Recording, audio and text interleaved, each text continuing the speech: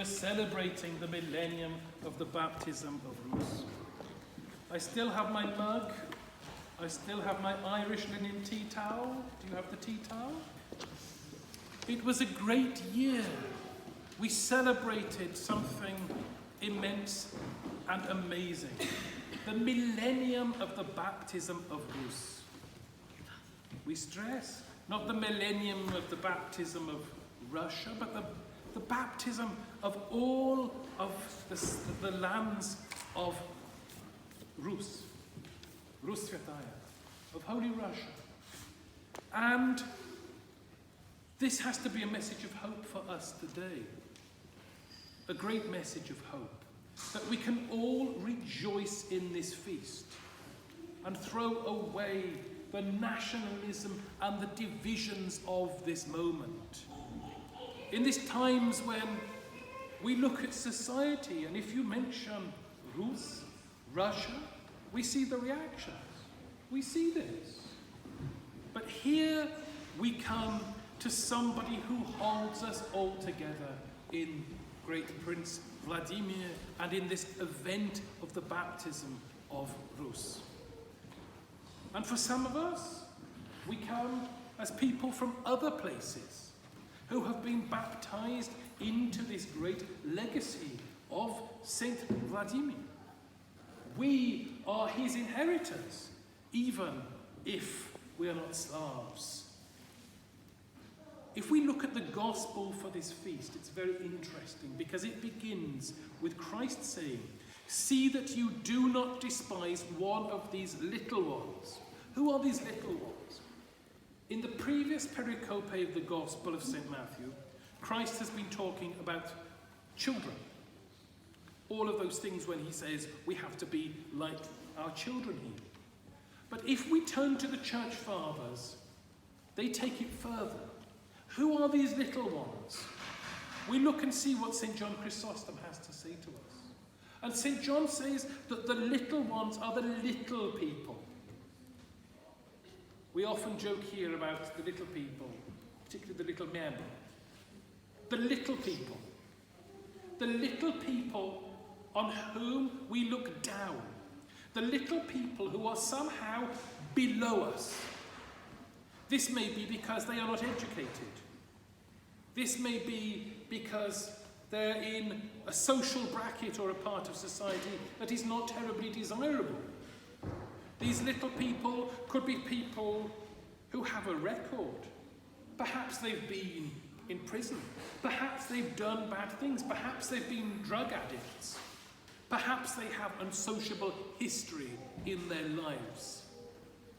How easy it is to look down on the little ones, to exclude them, to not want to interact with them, and to not think that they are part of what we do here, or of the faith. I'm very glad that we have, for this feast, which was written, the text was written for 1988, for the millennium, that we have these references to St. Cyril and to St. Methodius, two geniuses of men who were great scholars. We talk about Cyril as the philosopher, Kirill the philosopher. They were great men of great learning, of great culture. And yet they didn't look down on the little people. Who would the little people have been? If they had have looked beyond the Byzantine Empire, beyond culture, beyond learning, beyond literacy, what would they have seen? They would have seen the Slav tribes. People whom they would have considered to be perhaps savages, in the way that the British in imperial times looked down on local cultures and saw them as unenlightened and needing to be brought into the land of trousers and umbrellas and learning. The likes of St. Cyril and the likes of St. Methodius did not do this. They heeded this gospel. They did not look down on the little ones, to despise the little ones, the people below them, the people different to them, the people who perhaps in many ways were not terribly attractive and terribly appealing. No, they did the opposite. They went into Balkan Slav lands, and they took the seed of faith. They took the gospel. Remember, they invented an alphabet, not Cyrillic, but glagolitic. Each glagol of that language was sorted, was written, was set out by them, so that they could go to these lesser people, as many in Constantinople would have thought, and to give them the gospel in their language, to give them the services in their language, to pray with them in their language. They assimilated.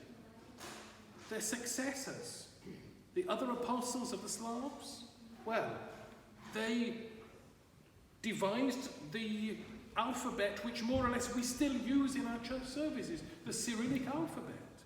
They went and they did this, and they laboured. How far from home and how far from their experience it was for these men. They who had grown up in the second city of the empire, Thessaloniki, a beautiful Byzantine city in culture, and yet they didn't care. They left it behind and they went out to seek these little ones, to seek these little people.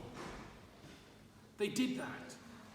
And what we have now is the glory of the fact that they did so. The Eastern Slavic Orthodox tradition in Russia, Belarus, in Ukraine, in Moldova, in Zakarpattia. And beyond this, the successors of St. Vladimir, the successors of St. Cyril and Methodius have carried on the work. Some of you may see when you look on Orthodox news every now and again that for the first time, Orthodox texts, Orthodox prayers have been translated into another language within the Russian Federation.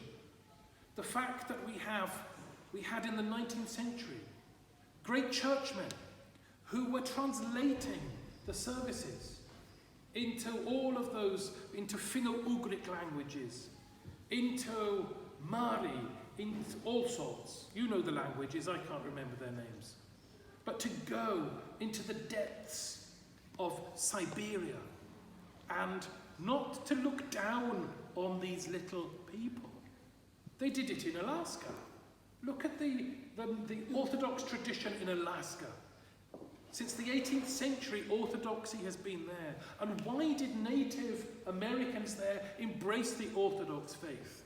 Precisely because those who came did not look down upon them as little people, as savages, as illiterates and undesirables.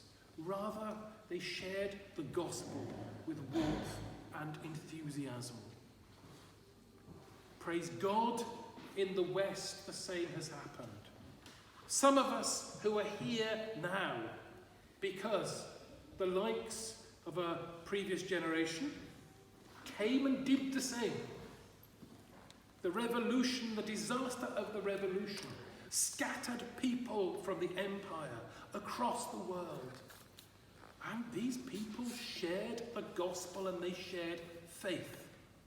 Not simply the likes of St. John, the wonder worker, but others. Some of them didn't speak English. Vladiko Nikodem, with his English parts of the liturgy written out in Cyrillic so he could have a go at it. These people, the greats whose names we hear in our litanies for the departed, they came and they didn't look down. They shared the gospel. So many. Vladiko Nikodem, Metropolitan Antoni of Surosh, the nuns in the convent. We can make a great list. How lucky we were that they didn't close themselves off, that they didn't sneer, that they weren't unfriendly. Because if we're honest, emigre Russians, most of them, they never wanted to come to England. They were happy in Paris, they were happy in Rome, they were happy in Prague, they were happy in Riga. They struggled greatly with England, they struggled greatly with the British, and they struggled to understand English people. And yet, look what they have done. They followed this. See that you do not despise one of these little ones, for I tell you that their angels in heaven always see the face of my Father in heaven. What do you think? If a man owns 100 sheep and one of them wanders away, will he not leave the 99 on the hills and go and look for the one that wandered off? And if he finds it, truly I tell you, he is happier about one sheep than about the 99 that did not wander off. In the same way, your Father in heaven is not willing that any one of these little ones should perish. As great shepherds, St. Cyril and St. Methodius went into the Balkans, and they found a new flock, and they rejoiced in the new flock, and they fed the sheep, and they defended the sheep, and they trained more shepherds, and those shepherds went elsewhere. And in the case of St. Vladimir, he sent people out to find the shepherds and to bring back the truth and the shepherds. Each of us is part of this continuum. When we celebrate the baptism of Rus, we're not celebrating it as a closed event. We are celebrating it as a continuing wonder and miracle. Think of the last year. Think of the baptisms we've had. Think of the baptisms that we will have. All of this is part of this legacy of Christian apostleship, of taking the gospel, of sharing it with the little ones, of embracing those who are outside our circle, who are different to us, who are yet to learn. Perhaps some of the little ones, as been pointed out by others, are those who are freshly baptized, and they're still learning.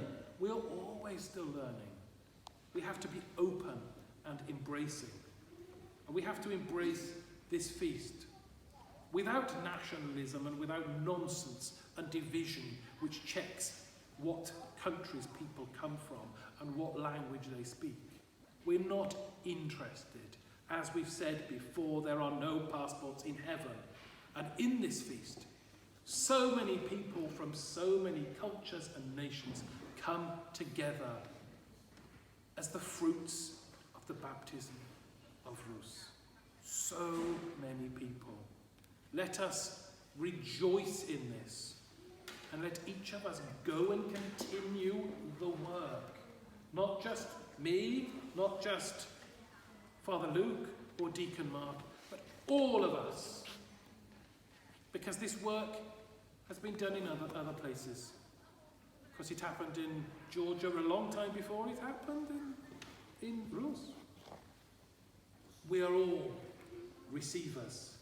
Let's make sure that in this we are all givers, that we are inviting and opening our arms, our doors, and our minds, and above all, our hearts, to welcome other people into the meaning of this glorious feast. A very happy feast to you all. Z praznikiem. Amen.